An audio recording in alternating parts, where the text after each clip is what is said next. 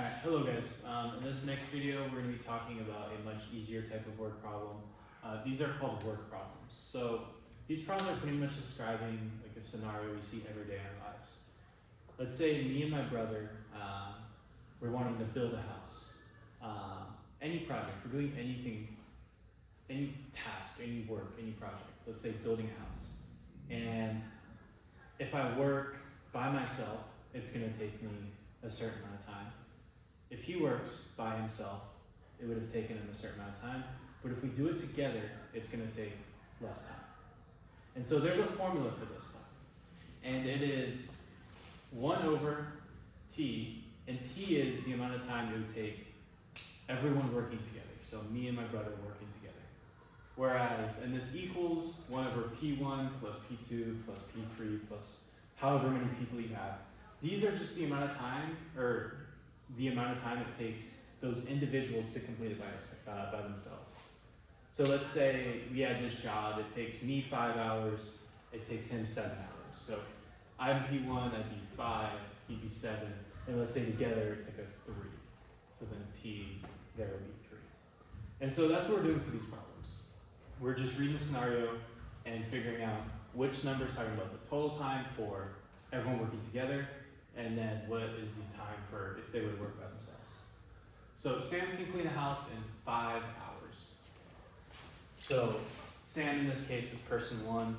It's going to take her 5 hours.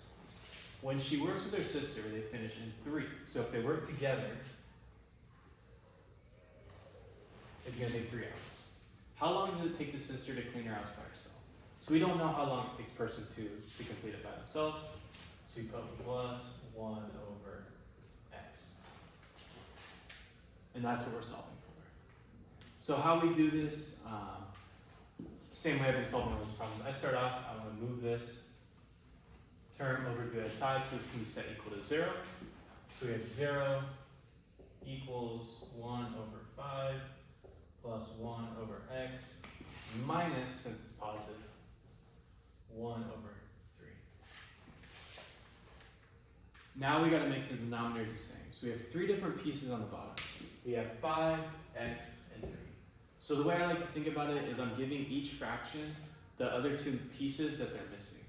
So this one is missing an x and a 3, so I'm going to multiply the top and bottom by 3x. So 3x. I'm going to rewrite this. This is too small.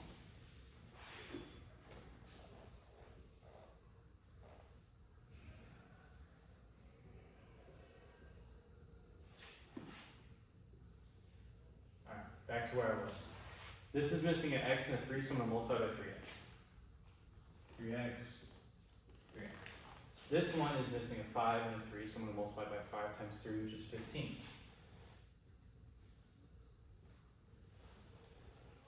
This one is missing an x and a 5, so I'm going to multiply by 5x. So 5x, 5x. Oh, I forgot to multiply this one by 15. So now when I do that, all 3 of these denominators should be 15x. And the numerators are whatever they are. But on the bottom, they should all be 15x. So we can make this one singular fraction with 15x on the bottom. And on top we have 3x plus 15 minus 5x. And I told you, once we get to this point, and this is my bad, this equals 0. Once we get to this point, we can just ignore whatever's on the bottom. And we can just take the top and set it equal to 0.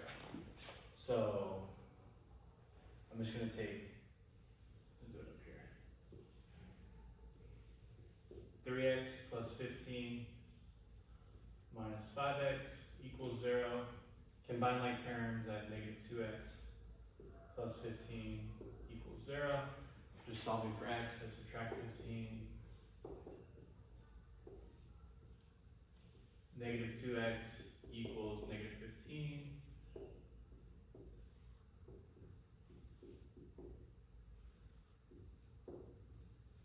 I get x equals 7.5. So in this scenario, that's saying it's going to take the little sister 7.5 hours to clean the house.